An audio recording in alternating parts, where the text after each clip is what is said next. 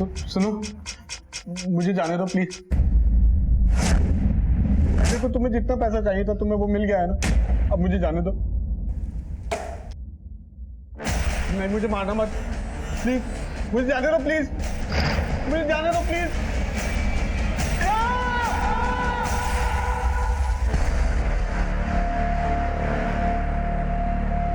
जाइए डॉक्टर साहब।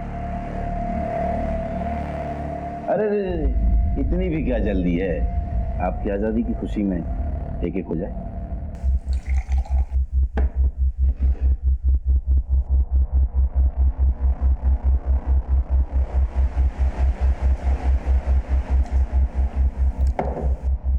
पी ली मैंने, अब जाऊं ना मैं? निकलो।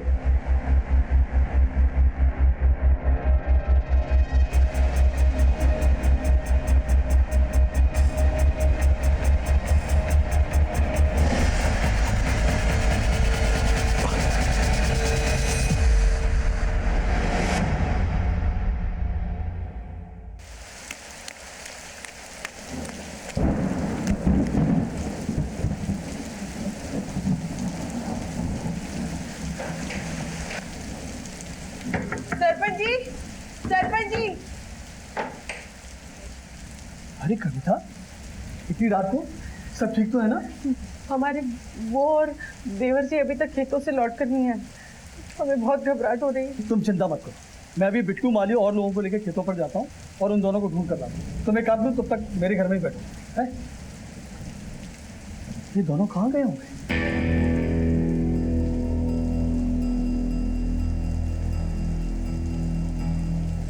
रामपाल, रामपाल भाई कहाँ हो? रामपाल भाई, श्यामपाल जी, श्यामपाल भाई कहाँ हो? रामपाल, रामपाल भाई कहाँ हो? श्यामपाल, रामपाल, कहाँ हो श्यामपाल भाई? रामपाल, रामपाल भाई कहाँ हो? रामपाल भाई, अरे भाई रामपाल गाँव। श्यामपाल भाई, ठीक है रामपाल जी। और ये तो रामपाल है, इसकी तो साथ में नहीं चल रही। ए, निरंजन, पुलिस को फोन लगा और सुन, मेरे घर से इसकी पत्नी कविता को बुला के ला, उसको वहां कुछ बताना। जा जल्दी से चल। यह कार्रवाई थी, पुलिस के लिए उलझनों की तो बस अभी शुरुआत ही।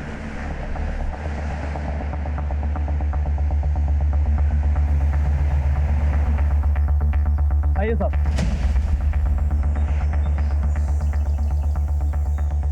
पीछे हटिए आप।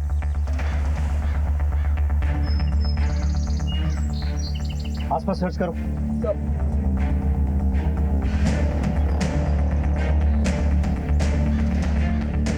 इसी रस्सी से इसका गला घोंट के मारा गया, पर बॉडी पर कोई भी स्ट्रगल के निशान नजर नहीं आए।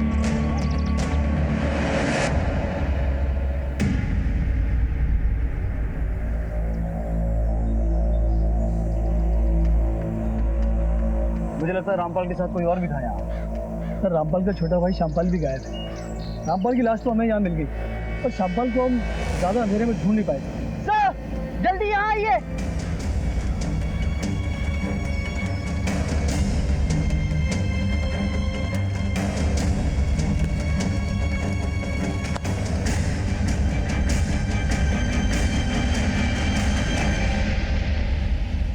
साहब, ये तो श्यामपाल है। सिरी जिंदा है। यादव, इसे अपनी गाड़ी में हॉस्पिटल में जाओ, हो सकता है बच जाए। सर, ले जाओ। उठाओ इसे। आओ। नीचे हाथ लगाओ। ले जाओ उसे। सर, कहीं ऐसा तो नहीं कि इन दोनों भाइयों के बीच में किसी बात को लेकर अनबन हो, जिसके बाद रामपाल को उसी के भाई श्यामपाल ने मार दिया और श्यामपाल जानबूझकर ज्यादा शराब पीने के बाद बेहोश हो गया, जिससे उस पर शक ना हो सकता है। विकास, उस रस्सी और बॉटल्स को फोरेंसिक जांच के लिए भिजवाओ। ये पता लगवाओ कि उन पर इन दोनों भाइयों के फिंगरप्रिंट्स हैं या फिर ये सब किसी और का किया धरा है। Okay sir.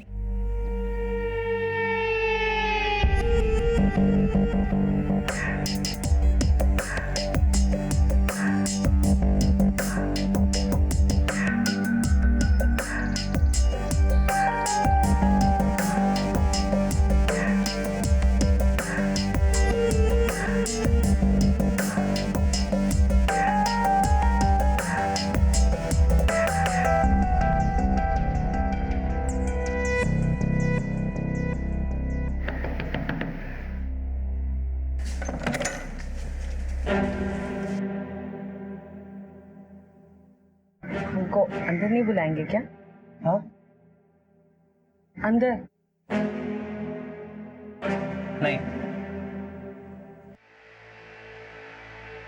यही रुकना, जाना नहीं, हम आ रहे हैं, जाना नहीं हम।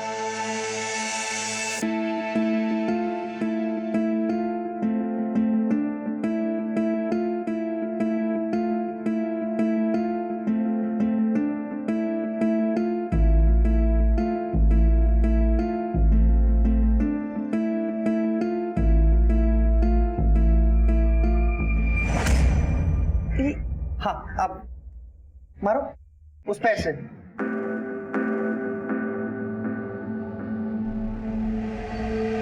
हाँ, अब आ दो, आओ। आप गृह परिवेश करो, मैं सामान लेके आता हूँ। बिट्टू तुम्हें देखेगा ना तो बहुत खुश होगा। अरे तुम्हारी चप्पल भी। कविता जी, हम समझते हैं कि आप इस वक्त बात करने की हालत में नहीं है, लेकिन आपके पति के कातिलों तक पहुंचने के लिए हमारे लिए ये जानना जरूरी है कि कल रात को हुआ क्या था। कल रात को जब बहुत देर तक मेरे पति और मेरे देवर खेत से घर लौट कर नहीं आए तो मैं सरपंच जी के यहाँ मदद मांगने गई थी। सरपंच जी! अरे कविता, इतनी रात को सब ठीक तो है ना? रात भर ढूंढने के बाद हुआ। तो रामपाल और श्यामपाल के बीच सब कुछ ठीक था? दोनों के बीच में कोई तकलीफ नहीं थी। श्यामपाल तो अपने बड़े भैया की बहुत इज्जत करते थे और जिस तरफ आपका इशारा है वो तो होना संभव है। सरपंच साहब जी, आपको किसी पे कोई शक? नहीं सर, रामपाल और श्यामपाल के साथ इस गांव का तो कोई व्यक्ति कुछ करने वाला नहीं था। रामपाल जी के लोग बहुत इज्जत करते थे, बहुत रसूखदार शख्स था वो इस गांव का। रसूखदार और अच्छे लोगों के कत्ल नहीं होते क्या?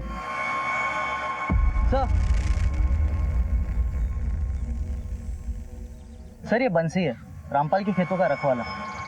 रामपाल जी और श्यामपाल जी अपने खेतों से निकल गए थे, फिर यहाँ रास्ते में क्या हुआ नहीं पता। तो रामपाल और श्यामपाल के बीच कुछ कहासुनी हुई थी? कभी नहीं साहब। ठीक है, तुम जा सकते हो। सर, अगर रामपाल को श्यामपाल ने नहीं मारा तो जरूर हत्यारा कोई तीसरा ही है। लेकिन सवाल ये खड़ा होता है विकास कि अगर हत्यारा कोई तीसरा है तो उसने सिर्फ रामपाल को क्यों मारा, श्यामपाल को जिंदा क्यों छोड़ दिया? क्या उसकी दुश्मनी सिर्फ रामपाल से थी? लेकिन इन सभी सवालों के जवाब तभी मिलेंगे जब श्यामपाल होश में आएगा।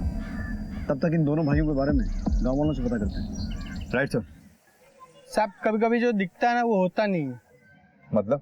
साहब ऊपर से तो पूरा परिवार काफी खुश और मिलजुल के रहने वाला लगता था, अंदर क्या चल रहा है किसे पता। साहब मुझे देवर भाभी का कोई चक्कर ही लगता है। ऐसा क्यों लगता है तुम्हें? दोनों हम उम्र थे, जो रामपाल चाचा के साथ कौन शादी करता है?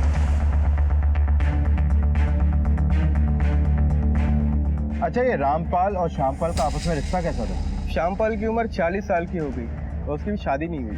न खुद का घर, न खुद का पैसा। उसने अपनी पूरी जिंदगी रामपाल के भरोसे रखी। और साहब कहता है कि जो आपको पालता है, पोसता है, खिलाता है, पिलाता है, उसकी अच्छी बातें बुरी बातें माननी पड़ती। और वैसे भी कौन से दोनों सगे थे? साहब भाइयों के बीच का तो पता नहीं, लेकिन साहब पिछले महीने की बात है। शंभू सिंह की लड़की सिमी का राजेंद्र नाम के लड़के के साथ चक्कर चल रहा था, तो मामला पंचायत में गया। सरपंच जी, ये लड़का दूसरी जाति का है और दूसरी जाति के घर में मैं अपनी बेटी का ब्याह कभी नहीं करूंगा। माफ कीजिएगा सरपंच जी, मैं बीच में बोल रहा हूँ, लेकिन मुझे शंभू की सोच बिल्कुल सही नहीं लगती। उसकी बेटी सिमी अगर इस लड़के से प्यार करती है तो दोनों की शादी करवाने में कोई बुराई नहीं है। लड़का पढ़ा लिखा है, शादी के बाद भी लड़की का ख्याल रख सकता है। तो दोनों बालिग है, कानून में अपना फैसला खुद कर सकते हैं। काय का फैसला? हाँ, काय का फैसला? बदनामी तो हमारी होगी ना, तुम्हारा क्या जाता है? बिल्कुल गलत सोच रहे हो। अगर इस लड़की की बदनामी हुई तो सिर्फ तुम्हारी बदनामी नहीं होगी, पूरे गांव की बदनामी होगी। मैं सिर्फ तुम्हारे बारे में नहीं, पूरे गांव के बारे में सोच रहा हूँ। हाँ, हम रामपाल जी के फैसले के साथ हैं। हम रामपाल जी के फैसले के साथ हैं। रामपाल जी के फैसले के साथ हैं। रामपाल, तुम्हें मेरे घर के निजी मामले में दखल देने का कोई हक नहीं है। रही बात पंचायत की, तो मैं अपने फैसले खुद कर सकता हूँ, किसी की कोई जरूरत नहीं है। चल शंभू, चल। उसके बाद शंभू सिंह ने सिमी को घर से निकलना बंद करा दिया। लेकिन कुछ महीनों के बाद सिमी भाग के राजेंद्र के साथ शादी कर ली। ये शंभू सिंह रहता कहाँ है? हाँ साहब, उधर रहता है।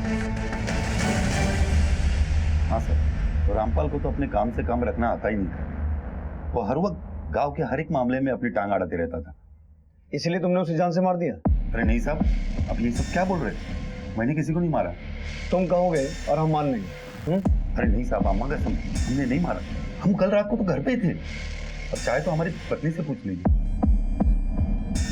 वो क्या है ना साहब, हमारी बेटी की तबीयत कल से खराब है। हम दोनों जन उसी की देखभाल में लगे थे।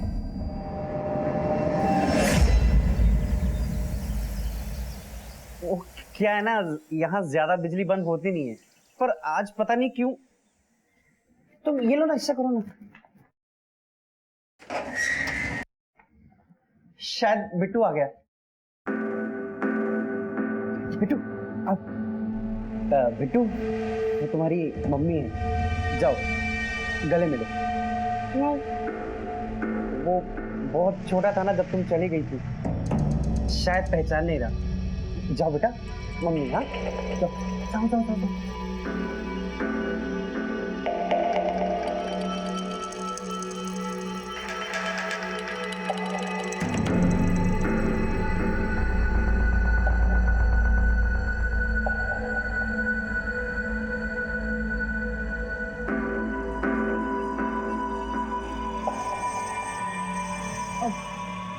सुनिए ना, वो हमको ना एक मोबाइल फोन चाहिए अभी। बस इतनी सी बात, हम अभी जाके ले आते हैं। तुम एक काम करो, तब तक तुम बिट्टू के साथ खेलो, हम मोबाइल लेके आते हैं। मोबाइल लेके, कपड़े तो बदले नहीं, अभी लेके आते हैं। हाँ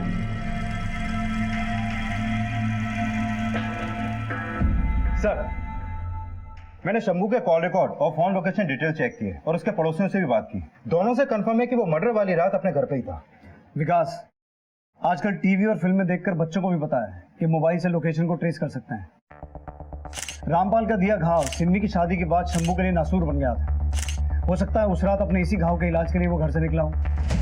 सर, श्यामपाल और कविता ये दोनों कई सालों से एक ही घर में रह रहे हैं। हो सकता है इस मर्डर के पीछे इन देवर भाभी के ही प्रेम प्रसंग वाला कोई एंगल हो, क्योंकि श्यामपाल और कविता की उम्र लगभग एक ही है। वहीं रामपाल कविता से उम्र में काफी बड़ा है।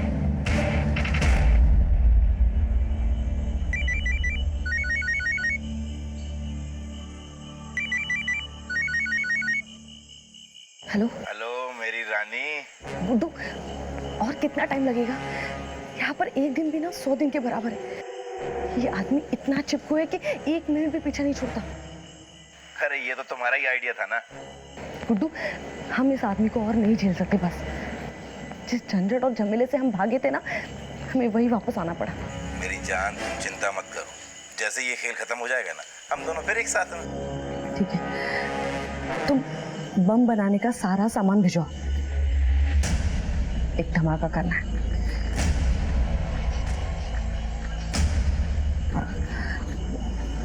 सुनो, लगता है राजेश जग गया। हम बाद में फोन करते हैं, ठीक है? एक तरफ एक संदिग्ध महिला रानी अपने परिवार से कई सालों बाद मिली थी। इतने सालों वो कहाँ रही थी, क्या चल रहा है उसके मन में। दूसरी तरफ रामपाल की हत्या की गुत्थी उलझती जा रही थी। पुलिस के हाथ आती हर लीड एक डेड एंड पर जाकर रुक रही थी, लेकिन पुलिस ने अपने तजुर्बे से एक के बाद एक कड़ियां टटोलनी शुरू कर दी। जैन सर, मैंने कविता और श्यामपाल दोनों के कॉल रिकॉर्ड और लोकेशन डिटेल चेक किए, लेकिन ऐसा कुछ लगा नहीं जिसके बिना पर उन पर शक किया जा सके। और सर, फॉरेंसिक रिपोर्ट के मुताबिक वारदात पे मिली दोनों शराब की बोतल्स में स्लीपिंग पिल्स के ट्रेसेस मिले। फॉरेंसिक टीम का कहना है कि रामपाल और श्यामपाल दोनों को बेहोश करने के लिए कम से कम 8 से 10 गोलियों का इस्तेमाल किया गया है। तो रामपाल और श्यामपाल दोनों की बॉडीज में उन पिल्स के ट्रेसेस मिले? यस सर, दोनों बोतल्स में पिल्स मिक्स की गई थी, जिसके बाद वो शराब पीते ही दोनों बेहोश हो गए। सर, ये फॉरेंसिक रिपोर्ट आने के बाद मैंने अपने कुछ कांस्टेबल्स को क्राइम सीन पर दोबारा विजिट करने के लिए भेजा, जहाँ से कुछ ही दूरी पर उन्हें एक शराब की बोतल और मिली है। ये देखिए सर, इस बोतल को इतने अच्छे तरीके से साफ किया गया है कि इसके फिंगरप्रिंट्स भी मिट गए हैं। और ये उसी ब्रांड की बोतल है जो बोतल्स हमें क्राइम सीन पर पहले मिली थी। और हाँ सर, एक बात और, ये ब्रांड लोकली अवेलेबल नहीं है। ये ब्रांड अगर लोकली अवेलेबल नहीं है तो ये बात तो साफ है कि उस रात कोई तीसरा आदमी ये शराब लेकर बाहर से आया था या फिर बुलाया गया था। स्ट्रेंज, एक छोटे से गांव में मर्डर की इतनी बड़ी तैयारी। कहीं ऐसा तो नहीं कि रामपाल के मर्डर में श्यामपाल का कोई हाथ है और उसने इस काम में किसी तीसरे शख्स की मदद ली है, और प्लान के मुताबिक उस रात श्यामपाल वो शराब पी के बेहोश हो गया जिसमें नींद की गोलियां मिली हुई थी। चलो एक बात तो साफ हो गई कि उस रात रामपाल और श्यामपाल के अलावा वहां कोई तीसरा शख्स भी मौजूद था। अब हमें पता ये लगाना है कि यह हत्या श्यामपाल के इशारे पर हुई थी या फिर उस तीसरे आदमी का रामपाल के साथ कोई डायरेक्ट कनेक्शन है। एक मिनट। हेलो, ठीक है सर, श्यामपाल को होश आ गया, उसे घर ले गया अभी।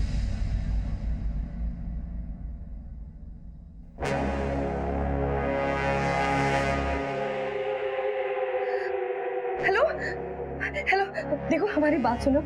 देखो जो कुछ भी हुआ ना उसे भूल जाओ। हम सब कुछ भुलाकर हम तुम्हारे पास वापस आने को तैयार हैं। बार बार फोन करना बंद करो। देखो मैंने अपना फैसला तुम्हें सुना दिया है। अब जरा सी भी शर्म है ना तो चुल्लू पर पानी में जाके डूब मरो। और हमारे बीच में अब कुछ भी नहीं है। और वैसे भी तुम जैसी गिरी हुई औरत के लिए मैं फिर से अपनी बीवी और बच्चे को नहीं छोड़ सकता। रखो फोन और आज के बाद कभी फोन करने की कोशिश मत करना।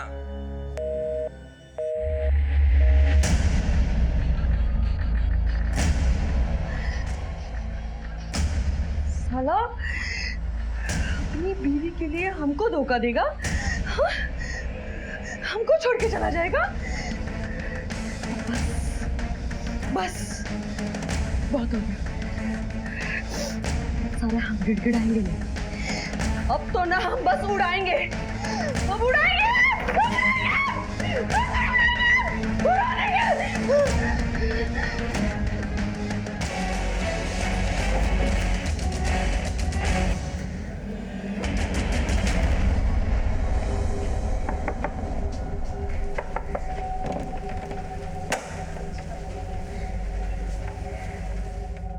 श्यामपाल आइए।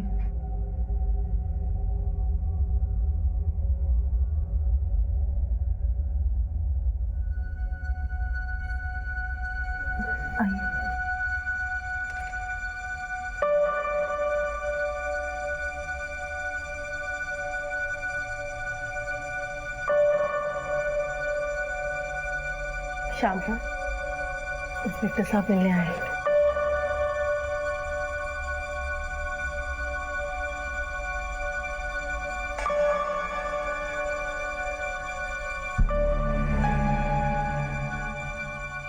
बताइए क्या हुआ था उस रात? रात साहब हमेशा की तरह खेतों पे बहुत काम था। हम कोई आधा घंटा देरी से निकले थे, घर की तरफ बढ़ ही रहे थे साहब कि अचानक एक सुनसान जगह पे भाई साहब को किसी से बातें करते हुए देखा। अरे श्यामू, अरे श्यामू आ, जल्दी आ, जल्दी आ। हाँ बैठ। श्यामू, ये प्रताप भाई है।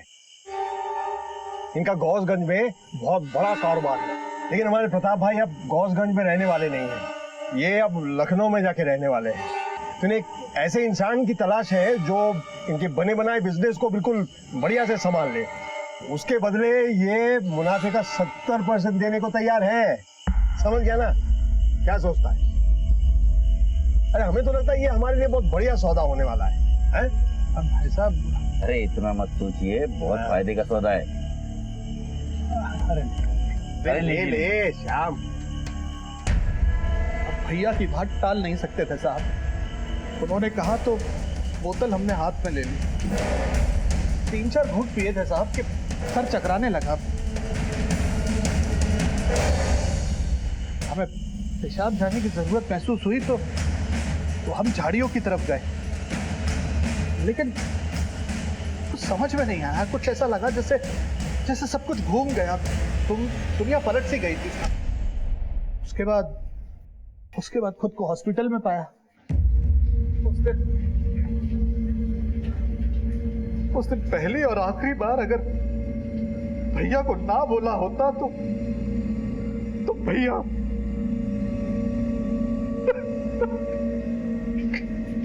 आपने उस आदमी का चेहरा देखा था? नहीं साहब, उसने गमछा लपेटा हुआ है। तो श्यामपाल, ऐसा भी तो हो सकता है कि तुम अपने बड़े भाई की गुलामी करते करते थक गए थे, आजादी चाहते थे। वैसे भी तुम दोनों भाइयों का रिश्ता सौतेला ही था।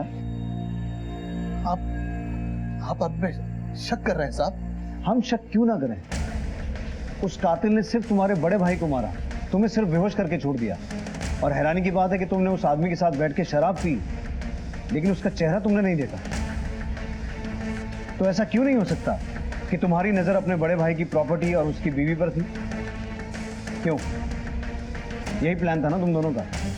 प्लान? कौन सा प्लान? हम रामपाल जी से बहुत प्यार करते थे और मरते दम तक करते रहेंगे। रामपाल जी के साथ अगर किसी ने हमारा नाम भी सुन लिया तो गांव में जीना मुश्किल हो जाएगा हमारा। हम रामपाल जी को कभी धोखा नहीं दे सकते थे। उन्होंने हमारा हाथ उस वक्त थामा था तो पूरी दुनिया हमारे हाथ से छूट चुकी थी। एक बेबस विधवा की मांग में सिंदूर भरा था, मुझे दोबारा सुहागन बनाया था। हमारे भैया हमारे पिता के समान थे साहब। पहली भाभी की मौत के बाद उन्होंने खुद को काम में डुबो सा लिया था। ये जो कुछ भी आप देख रहे हैं ना साहब, ये सब हमारे भैया ने अपनी कड़ी मेहनत से हासिल किया। चलो उनका तो समझ में आता है, लेकिन तुमने शादी क्यों नहीं की? कविता के लिए? कैसी बातें कर रहे हैं साहब? हमारे और हमारे भाभी के बीच में कभी कुछ नहीं था और नहीं हो सकता है साहब। भाभी ही क्या, किसी भी लड़की के साथ हमारा कभी कुछ नहीं हो सकता था, क्योंकि हम किसी औरत के लायक नहीं है साहब। फिर नई कहानी। सर, ये रामपाल की पोस्टमार्टम रिपोर्ट। इस रिपोर्ट से साफ हो गया है कि उसकी बॉडी में शराब के साथ साथ नोलेन सिम नाम की स्लीपिंग पिल्स भी काफी मात्रा में मिली हुई थी, जिसकी वजह से रामपाल अनकॉन्शियस हो गया और फिर हत्यारे ने रस्सी की मदद से उसका गला घोंटकर उसको मार डाला। सर, इस रिपोर्ट के हिसाब से उसकी मौत 8 जुलाई की रात 12 से 2 बजे के बीच हुई थी। सर, मैं भी आपको एक बात बताना चाहता हूँ। सर, आज से 6 महीने पहले मैं मुरादाबाद में पोस्टेड था, जहाँ पर डॉक्टर अवस्थी का मर्डर केस आया था। डॉक्टर अवस्थी को किडनैप करके उनका मर्डर कर दिया गया था। सर, वो मर्डर और ये मर्डर एक तरीके से किए गए हैं। सेम ब्रांड की दारू यूज की गई है, सेम, और उसके गैंग को अरेस्ट किया था। Good observation Yadav. एक काम करो, मुरादाबाद पुलिस डॉक्टर अवस्थी के मर्डर केस की फाइल यहाँ मंगवा लो। देखते हैं हमारे यहाँ क्या लगता है। सर, पुलिस कांस्टेबल यादव की सतर्कता ने इस केस को एक नई दिशा दी थी। क्या उसका शक सही था या फिर रामपाल की मौत के पीछे कुछ और ही राज दफन थे? दूसरी तरफ रानी किस धमाके की साजिश में लगी थी? ये दिवाली नहीं है जो पटाखे फोड़ने, बड़ा धमाका करना है, बहुत बड़ा धमाका। इसलिए अब तुम हमको ये बताओ कि सामान क्या क्या चाहिए। क्या सिर्फ आधा किलो बस होगा? हाँ, और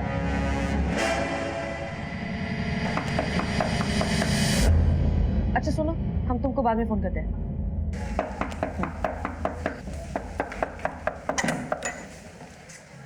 काफी देर से खटखटा रहा था, क्या कर रही थी? तुमसे मतलब? नहा रहे थे हम। कोई तकलीफ? नहीं नहीं, तकलीफ कैसी? अब तो तुम घर आ गई हो, मेरा मतलब अपने घर आ गई हो। तुम एक काम करो, तुम आराम से बैठो, मैं तुम्हारे लिए चाय बना के लाता हूँ। हाँ, और हाँ, वो काफी अच्छी लग रही हो।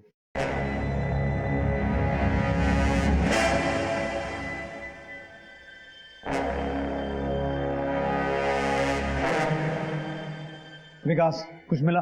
सर, ये मुरादाबाद के डॉक्टर अवस्थी मर्डर केस की फाइल। इस केस को मैंने अच्छे से स्टडी किया सर। ये संदीप, जिसने डॉक्टर अवस्थी का मर्डर किया, सर ये शुरू में मुरादाबाद की पटाखों की फैक्ट्री में काम करता था और वहीं काम करते करते इसने फैक्ट्री में काम करने वालों के साथ अपना खुद का एक गैंग बनाया और फिर डॉक्टर अवस्थी को अगवा करके उनके घर वालों से 5 लाख रुपए की फिरौती मांगी। जैसी फिरौती मिली उसने डॉक्टर अवस्थी को मार दिया। उसके बाद वो हिसार भाग गया, जहाँ से मुरादाबाद पुलिस ने उसे दर्द पहुंचा। सर, मामला अभी अंडर ट्रायल है, लेकिन 2 महीने पहले से कोर्ट से बेल मिल गई। लेकिन रामपाल मर्डर केस में किसी तरह की फिरौती की डिमांड नहीं की गई। अगर संदीप ने रामपाल को मारा है तो संदीप को इस बात से क्या फायदा हुआ होगा? सर, हो सकता है ये फायदा संदीप को श्यामपाल से मिला हो। मतलब श्यामपाल ने संदीप को हायर किया हो। यू मीन टू से कॉन्ट्रैक्ट के लिए? पॉसिबल है सर। एक काम करते हैं, इस केस की फाइल को एक बार दोबारा गो थ्रू करते हैं। अक्सर संदीप सिंह जैसे छोटे मोटे गैंगस्टर अपना सिम तो चेंज करते हैं, लेकिन अपना फोन चेंज नहीं करते। एक काम करो, डॉक्टर अवस्थी मर्डर केस के जितने भी कल्प्रिट हैं उन सबके फोन्स का IMEI नंबर ट्रेस करो। ये पता लगाने की कोशिश करो कि हाल फिलहाल में ही उनमें से कोई भी फोन इस एरिया में एक्टिव हुआ है। Okay sir.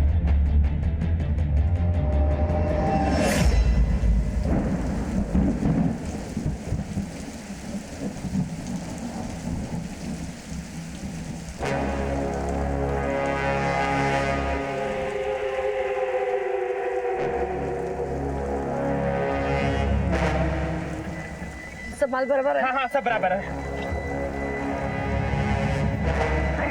छाता पकड़ो। चल चल। सर, मुरादाबाद के डॉक्टर अवस्थी केस में जितने भी फोन नंबर्स और फोन यूज हुए थे, मैंने उन सबके IMEI नंबर ट्रेस किए। सर, उस मर्डर के बाद उनमें से दोबारा ना तो कोई नंबर यूज हुआ और ना ही कोई फोन। लेकिन सर, इस इन्वेस्टिगेशन में एक लीड हाथ लगी है। सर, ये Sandeep Singh doctor Awasthi murder case में एक नंबर पे लगातार टच में था और जिस फोन से ये नंबर यूज किया जा रहा था, जब मैंने उसका IMEI नंबर ट्रेस किया तो एक हैरान करने वाली बात पता चली। मैं आपको बताता हूँ सर, डॉक्टर अवस्थी संदीप अपने फोन से लगातार एक रैंडम नंबर के टच में था। अभी संदीप का फोन तो बंद है, लेकिन मैंने चेक किया कि इस रैंडम नंबर के फोन पे लगातार time to time SIM change हो रहे थे।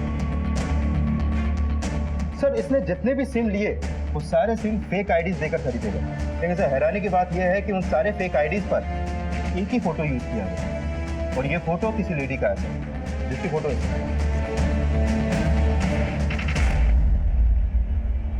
और सर, रामपाल के मर्डर के वक्त भी ये फोन आदमपुर में एक्टिव था जहां पे रामपाल का मर्डर हुआ। विकास, तुमने एक बात नोट की, मुरादाबाद मर्डर केस के बाद संदीप के फोन और इस फोन की लोकेशन कई बार सेम रही है। जो भी इस फोन का इस्तेमाल कर रहा है वही हमारा प्राइम सस्पेक्ट है। विकास, इस औरत की फोटो दिल्ली, हरियाणा, मध्य प्रदेश, यूपी और बिहार पुलिस में सर्कुलेट करवाओ और पता लगाओ कि इसकी असली पहचान क्या है। Okay sir. एक तरफ जहां रानी अब आदमपुर पुलिस की हिट लिस्ट में थी, वहीं दूसरी तरफ वो किसी बड़ी साजिश को अंजाम देने में लगी थी। एक सीधी सादी दिखने वाली महिला का एक गैंगस्टर संदीप सिंह से क्या संबंध था? क्या रामपाल की हत्या में उसी का हाथ था? अब वो क्या करने वाली थी? क्या पुलिस वक्त रहते उस तक पहुंच पाएगी?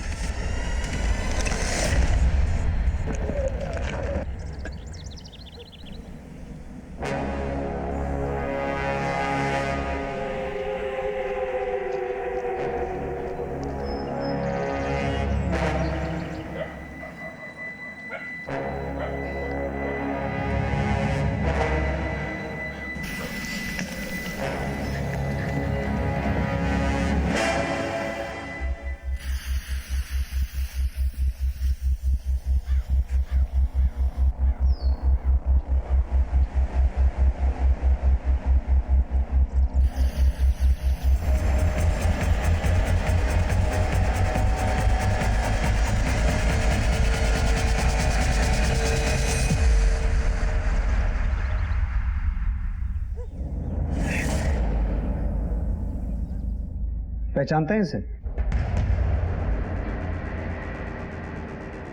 नहीं साहब, हम इसे नहीं जानते। और इसे? Excuse me sir. सर, इन दोनों में से हमने किसी को भी पहले नहीं देखा। सर, मदन सिंह का फोन था। ये औरत जहाँ किराए पे रहती थी उसका पता चलता। बोला था गली उड़ा दूंगा, ये उड़ा दूंगा, लेकिन कुछ भी नहीं उड़ा। अरे हमने पूरा सामान थोड़ा ही भेजा था। हमने कहा था ना हम तुम्हारी मदद करेंगे, फिर कहाँ जरूरत थी होशियार बनने की। अच्छा ठीक है, जो भी करना है ना जल्दी करो।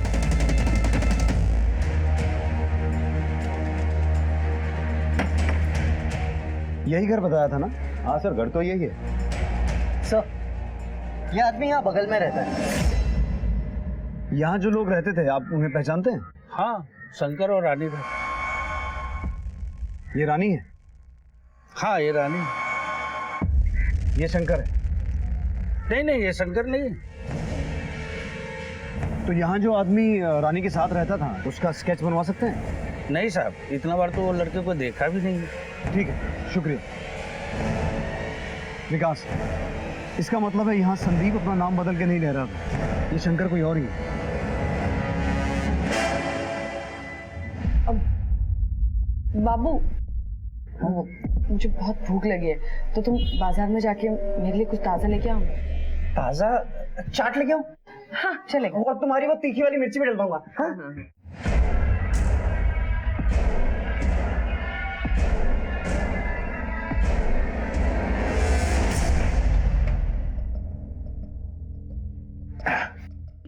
क्या हाल है मेरी जान? कैसी गुजर रही हैं रातें अपने पुराने पति के साथ? अच्छा, हमने आपको बोला था वो सामान लाने के लिए, बुलाया?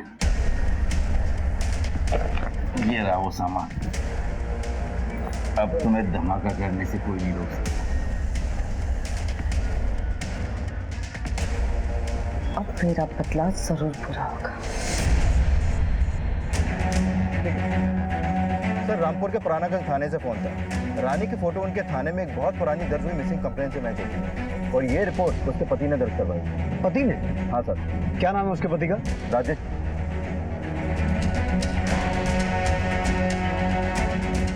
ठीक है। हाँ सर।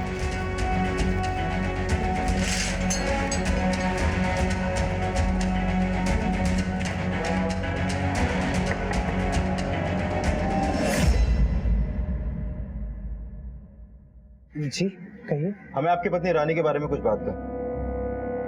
रानी के बारे में क्या बात करनी है सर? रानी एक मर्डर केस में प्राइम सस्पेक्ट है। सर, हमारी शादी 2009 में हुई थी। रानी का मायका सीतापुर में है। उसके माँ बाप बहुत गरीब थे। इतनी खूबसूरत लड़की ने हमसे शादी के लिए हाँ बोला, ये हमारे लिए सौभाग्य की बात थी। सर, हम तो पहले दिन से ही उसके दीवाने थे। सर, फिर 1 साल बाद हमारा बच्चा हुआ। सब कुछ अच्छे से चल रहा था। फिर एक दिन हमारा चचेरा भाई संदीप आया। जब से उसका आना जाना इस घर में शुरू हुआ सर, सब बदल गया। क्या नाम बताया तुमने? संदीप सिंह। तो ये कनेक्शन है रानी का संदीप से? सर, संदीप तो उसे शुरू से ही पसंद करता था। वो तो रानी पे डोरे भी डालता था। देखिए तो संदीप जी हमारे लिए कितना महंगा तोहफा लाए।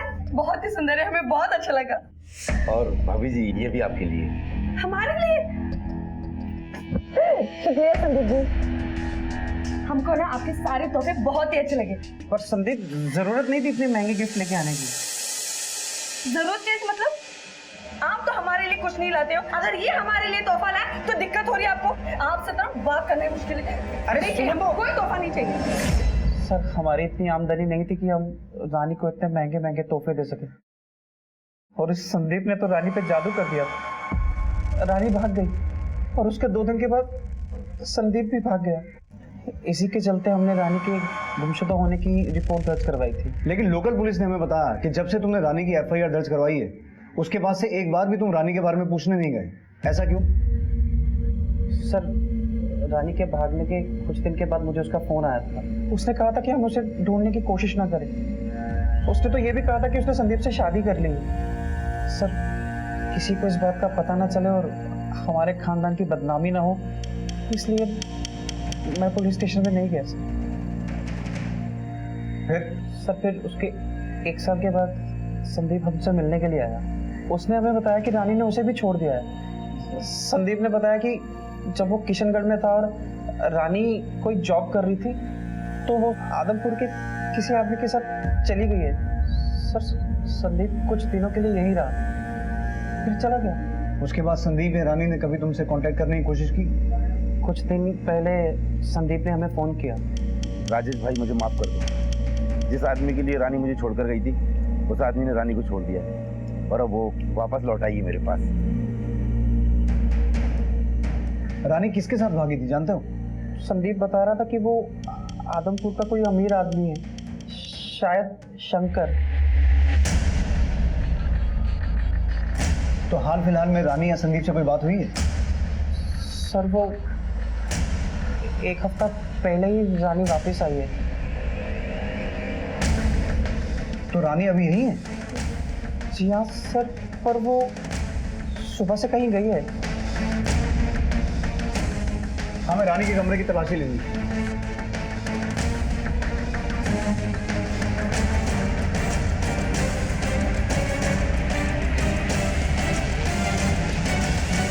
तो गन पाउडर, बारूद, रानी बॉम्ब बना रही है। ये बॉम्ब बनाने का सामान किसी बड़ी साजिश की तरफ इशारा कर रहा है। सर संदीप मुरादाबाद में किसी पटाखा फैक्ट्री में काम करता था, जरूर उसी ने यह सारा सामान रानी को लाकर दिया होगा। इसका मतलब है रानी और संदीप कुछ बड़ा प्लान कर रहे हैं। राजेश, रानी की जिंदगी में आजकल क्या चल रहा था? किससे मिलती जुलती थी? कोई ऐसी खास बात? मिलने जुलने का मुझे पता नहीं, पर हाँ मैंने उसे एक फ़ोन ला के दिया था, बस वो उसी पे किसी से बात करती है बस। मुझे रानी का वो नंबर चाहिए। जी सर। बोलिए सर वो नंबर है 9820। इस नंबर की करंट लोकेशन निकलवाओ और पता करो वो किससे बात करती थी। इससे पहले रानी और संदीप अपने प्लान में कामयाब हों, हमें हर कीमत पर उन तक पहुंचना है। Okay sir. राजेश से मिली जानकारी ने इस केस को एक पक्की रानी के नंबर को तुरंत ट्रेस करना शुरू किया। जिस मिशन को अंजाम देने के लिए रानी निकली थी उसे रोकना एक बड़ा चैलेंज था और पुलिस ने उस चैलेंज को स्वीकार किया था।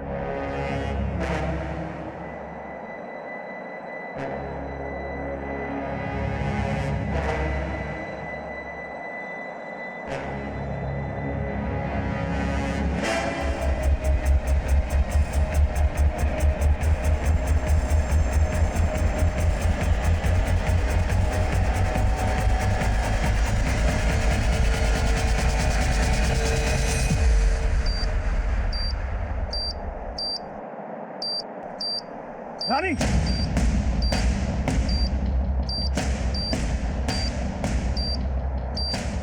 पास नहीं आना, बॉम्ब नीचे रख। पास नहीं आना, रानी बॉम्ब नीचे रख। बॉम्ब नीचे। हमारे पास नहीं आना, हम बता रहे हैं, हम बटन दबा देंगे। बॉम्ब नीचे रख। पास नहीं आना, हम बटन दबा देंगे। छोड़, हम बता छोड़ हमको। शंकर को तो छोड़ेंगे नहीं, हमारा मैं जानता था तुझ जैसी औरत कभी अपनी जान खतरे में नहीं डालेगी। अब ये बता तेरा साथी कहाँ है संदीप?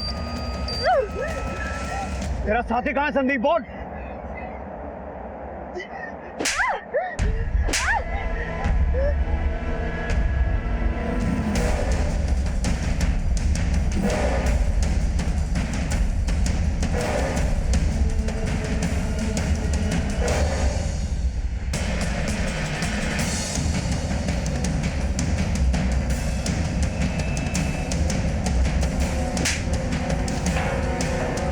यही सोच रही हो ना कि हम तुम तक कैसे पहुंचे? दरअसल हमने श्यामपाल से शंकर के बारे में बात की थी। शंकर? शंकर तो हमारा भतीजा है साहब, हरदोई में रहता है। हरदोई में कहाँ? नदी किनारे वाली सड़क के पास। तुम्हारी कहानी है बड़ी दिलचस्प, इसलिए मैं ये कहानी शुरू से सुनना चाहूंगा। बोलो बोलो।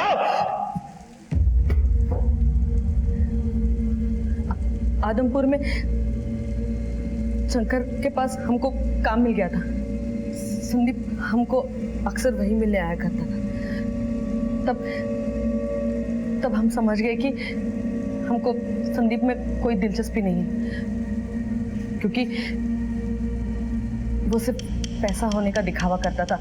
असल में उसके पास कोई पैसा नहीं था। तो इसीलिए तुमने शंकर को चारा डालना शुरू किया, क्योंकि उसके पास बहुत पैसा था। हाँ, शंकर हमको अच्छा लगा और उसको रिझाने में हमको ज्यादा तकलीफ नहीं हुई।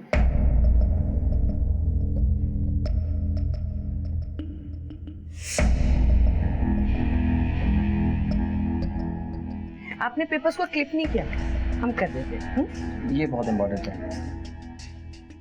ये तो प्रॉपर्टी के पेपर्स हैं।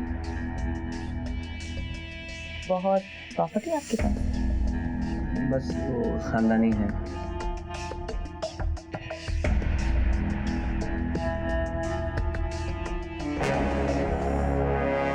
और जब अगली बार संदीप हमको मिलने आया तब हम उसको शंकर के बारे में सब कुछ बता दिए। लेकिन फिर कुछ सालों बाद शंकर ने रानी को छोड़ दिया। शंकर के छोड़ने के बाद हम फिर से सड़क पर आ गए थे, इसलिए हम वापस संदीप के पास मुरादाबाद चले गए। जब रानी हमारे पास वापस लौट कर आई तब तक वो पूरी तरह से अय्याशी में डूब चुकी थी। उसे दिन रात कुछ ना कुछ चाहिए था। हमारी इनकम तो शंकर के बराबर नहीं थी, इसलिए उसके सारे शौक पूरा नहीं कर पाए।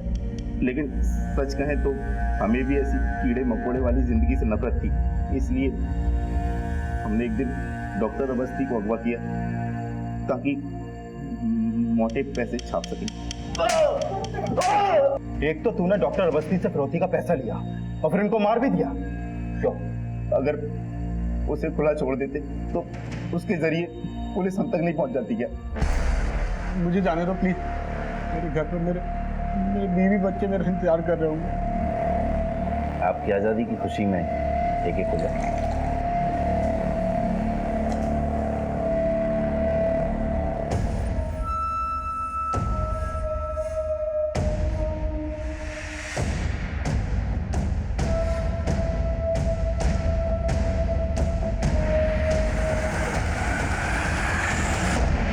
इतना सब कुछ करने के बाद भी पुलिस ने संदीप को पकड़ लिया और संदीप के बाहर निकलने से पहले हमने मुरादाबाद में एक मकान का इंतजाम कर लिया। वहीं छुपकर हम अंडरग्राउंड हो गए। हमें बस संदीप के बाहर निकलने का इंतजार था। तो रामपाल को क्यों मारा? मत बोलना कि नहीं मारा, क्योंकि जिस जगह रामपाल का मर्डर हुआ था तुम्हारा फोन उसी एरिया में एक्टिव था। हमने हमारा फोन संदीप को दिया था, पर रामपाल को संदीप ने मारा था। लेकिन तुम रामपाल के मर्डर में शामिल तो थी ना? खुल गई आंखें कि अभी भी कुछ बाकी है? और तुमने इस लड़की के लिए अपने बीवी बच्चों को छोड़ दिया, अपने माँ को घर से बाहर निकाल दिया। अरे तेरी बीवी आज भी तेरी लंबी उम्र के लिए करवा चौथ का व्रत रखती है। तूने बदले में क्या दिया शंकर? सिर्फ धोखा। देख रही रानी के कारनामे। जुबान संभाल के बात कीजिए। ए लड़की, तू अपनी जबान संभाल। मैं तुझ जैसी लड़की के मुंह नहीं लगता। हमको भी तुम्हारे मुंह नहीं लगना, समझ गए? चलो निकलो। मेरी बात ताऊ जी बिल्कुल ठीक कह रहे हैं। साला मैं तुम्हारे प्यार में अंधा हो गया। मुझे तो पहले ही समझ जाना चाहिए था कि ना तुम अपने पति की हो सकी ना बच्चों की, तो मेरी क्या होगी। इससे पहले तुम्हें धक्के देके बाहर निकाल दूं। निकल जाओ यहाँ से। मेरी बात सुनो। मेरी बात तो सुनो। आज के बाद अपनी शक्ल मत दिखाना मुझे। शंकर ने अपने ताऊजी रामपाल की बातों में आकर रानी को छोड़ दिया। तभी से रानी घायल नागिन की तरह हो गई थी। के लिए उसने हमें छोड़ दिया, हमें ठोकर मार दी। आज तक किसी मर्द ने हमें ठोकर नहीं मारी है। उसकी इतनी औकात क्यों? क्या कह रही हो? बात करो हमारी। अरे चुप करो, पागल हो क्या? हम उसे छोड़ेंगे नहीं। हाँ नहीं छोड़ेंगे छोड़ेंगे नहीं, हम उसे नहीं छोड़ेंगे। आराम से। और हमारी बात सुनो, तुम जैसा कहोगी हम वैसा करेंगे। बाबू, तुम हमारा काम करोगे? हाँ? क्या? तुम रामपाल को मार दो। रानी हमारे साथ अपराध की दुनिया में कदम रख चुकी थी, इसलिए हमने उसका साथ दिया। और सिर्फ उस रात। एक बात बताओ रानी, तुम्हारे कहने पर संदीप ने डॉक्टर अवस्थी को मारा, रामपाल को मारा। अगर तुम चाहती तो तुम्हारे कहने पर वो शंकर को भी मार सकता था। तो फिर बॉम्ब बनाकर इतना बड़ा रिस्क उठाकर तुम शंकर को इस तरह से क्यों मारना चाहती थी? हम शंकर से प्यार करते थे और उसके साथ खुश थे, लेकिन उस रामपाल के भड़काने के बाद शंकर हमको ठुकरा के चला गया। तो राजेश के पास वापस जाने का क्या ड्रामा था? रामपाल को मारने के बाद पुलिस और भी चौकन्नी हो गई थी और हमको छुपने के लिए जगह चाहिए थी, इसलिए हम राजेश के पास चले गए। हमने सोचा था कि रामपाल को मार के हम शंकर को भी मार देंगे और उसके बाद संदीप के साथ कहीं दूर भाग जाएंगे। इतना घमंड किस बात का है रानी? तुम हो क्या चीज? राजेश जैसे भले आदमी ने तुम जैसी गरीब लड़की के साथ शादी करके तुम्हें सम्मान दिया, इज्जत दी।